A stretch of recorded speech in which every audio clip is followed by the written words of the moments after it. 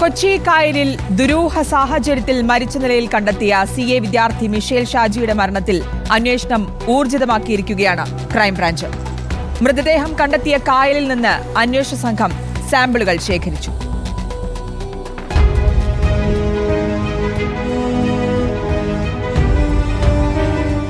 Michel ഷാജിയുടെ മരണത്തിനിടയാക്കിയ സാഹചര്യത്തെക്കുറിച്ച് crime branch അന്വേഷണം നടത്താൻ ഹൈക്കോടതി നിർദ്ദേശിച്ചിരുന്നു. ഇതിന്റെ അടിസ്ഥാനത്തിലാണ് മിഷേൽ പാലത്തിൽ നിന്ന് ചാടിയെന്ന് സംശയിക്കുന്ന ഭാഗങ്ങളിൽ ഡയാറ്റം ടെസ്റ്റ് നടത്തുന്നത്. ക്രൈംബ്രാഞ്ചിന്റെ നേതൃത്വത്തിൽ ഫയർഫോഴ്സിന്റെ സ്കൂബ ടീമാണ് സ്ഥലത്ത് പരിശോധന നടത്തിയത്. ഗോശ്രീ പാലങ്ങൾക്ക് താഴെ രണ്ടിടത്തു നിന്ന് സ്കൂബ ടീം സാമ്പിളുകൾ ശേഖരിച്ചു.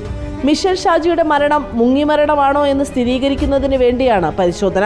കായലിൽ നിന്ന് ലഭിച്ച സാമ്പിളുകളും മിഷേൽ ഷാജിയുടെ പോസ്റ്റ്മോർട്ടത്തിൽ ലഭിച്ച സാമ്പിളുകളും ഒന്നാണോ എന്ന് പരിശോധിക്കും. ഇവ തമ്മിൽ ചേർന്നാൽ മിഷേലിന്റെ മരണം മുങ്ങിമരണമാണെന്ന് സ്ഥിരീകരിക്കാനാകുമെന്നാണ് അന്വേഷണ സംഘത്തിന്റെ നിഗമനം.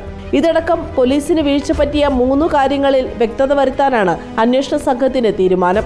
സുഹൃത്തിന്റെ മൊബൈലിൽ നിന്ന് ഡിലീറ്റ് ചെയ്ത സന്ദേശങ്ങൾ വീണ്ടെടുക്കാനും അന്വേഷണ സംഘം ശ്രമിക്കുന്നുണ്ട്.